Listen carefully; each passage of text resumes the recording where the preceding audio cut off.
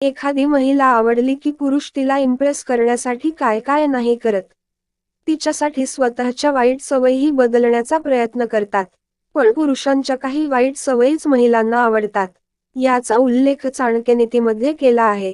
एखादी महिला किंवा एखादा पुरुष हा समोरच्या व्यक्तींकडे त्यांच्या काही चांगल्या गुणांमुळे आकर्षित होतो. पण चाणक्यनीती याबद्दल काही वेगळं सांगते. नीतीनुसार महिला बऱ्याचदा पुरुषांच्या अशा सवयींकडे आकर्षित होतात, ज्या खरंच चुकीच्या असतात. कामात जास्त व्यस्त असणारे पुरुष महिलांना आवडतात. आनंदी जीवनासाठी कठोर परिश्रम खूप महत्त्वाचे आहे. पण अशा पुरुषाशी लग्न करणं तोट्याचं सुद्धा असू शकतं. कारण कामाला महत्त्व देणाऱ्या पुरुषाचा आपल्या घराकडे फार कमी लक्ष असतं. त्यामुळे ते तुम्हाला फार कमी वेळ देऊ शकतील.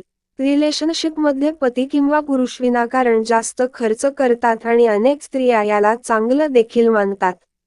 पण हे लक्षात ठेवा की ते चांगलं नाही.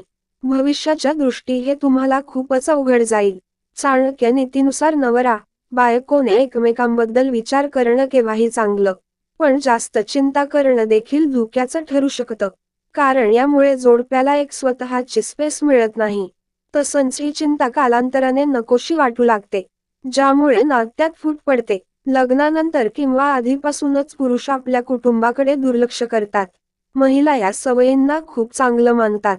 पण चाणक्य नीती सांगते की स्त्रिया कधी कधी स्वतःही अशा परिस्थितीचा सामना करू शकतात, जे खूपच वाईट ठरू शकतं.